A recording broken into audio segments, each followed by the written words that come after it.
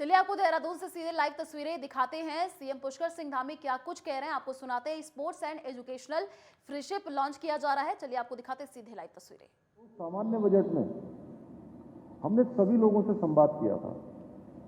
आप जैसे बहुत सारे विद्वान लोग उसमें आए थे और उन सभी विद्वानों के विचार लेकर अनेकों जो छोटे छोटे ग्रुपों में हमने दो प्रदेश के अंदर, एक नैनीताल में और देहरादून में, एक उधर कुमाऊं मंडल के लिए, एक गढ़वाल मंडल के लिए, कि सबके हम विचार लेकर, क्योंकि हम चाहते हैं कि सरकार केवल जो है अपने अकेले रहकर बहुत सारे काम नहीं कर सकती है।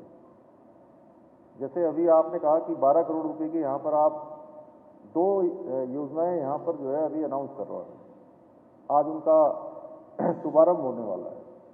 तो ये बहुत बड़ा योगदान प्रदेश के लिए भी है और सरकार का सहयोग भी है, क्योंकि मैं ऐसा मानता हूं कि बिना जन सहयोग के, बिना हमारी ऐसी संस्थाओं के आगे आने के बिना ये हो नहीं सकता है।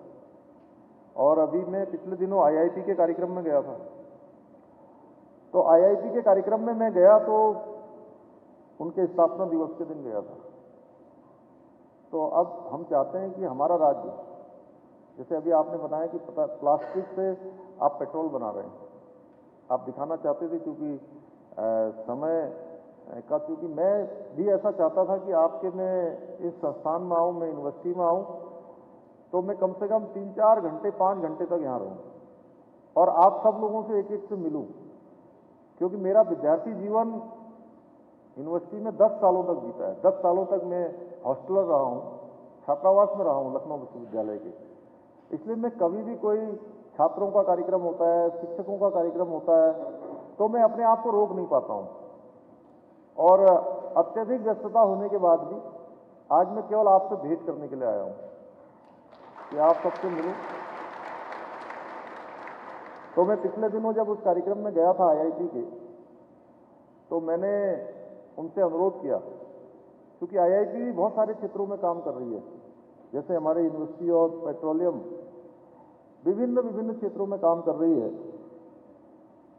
सामाजिक गतिविधियों में आपका योगदान है। आर्थिक रूप से कमजोर वर्ग के जो मेधावी छात्र हैं उनके लिए ज्योति छात्रवृत्ति योजना प्रारंभ कर रहे हैं।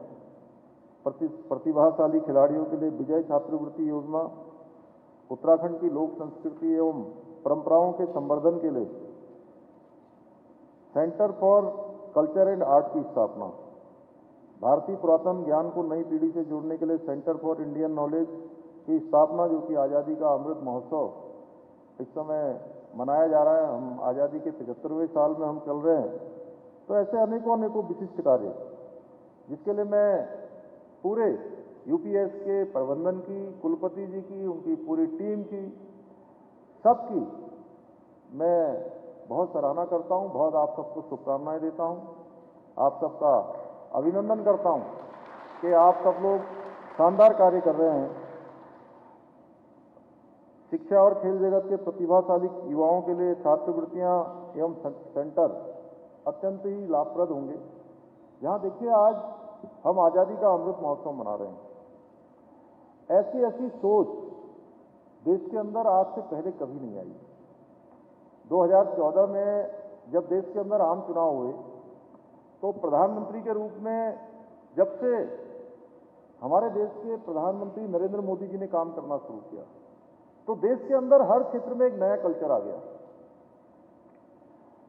कभी किसी ने नहीं सोचा होगा कि ऐसे लोग जिनको हम जानते हैं आज़ादी के आंदोलन में, जो आज़ाद हमारे क्रांतिकारी हैं, शहीद हैं, कुछ के नाम हमारे सामने हैं, उनका तो हम स्मरण करते हैं, लेकिन आज़ादी की लड़ाई में और भी बहुत लोगों ने अपना योगदान दिया।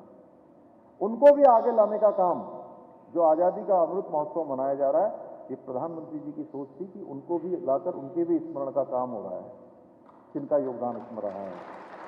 इसी प्रकार से देश के अंदर, देश की आज़ादी से लेकर जितने भी प्रधानमंत्री हुए, सारे प्रधानमंत्रियों का प्रधानमंत्री संग्रहालय बनाने का काम भी पहली बार देश के अंदर हुआ है।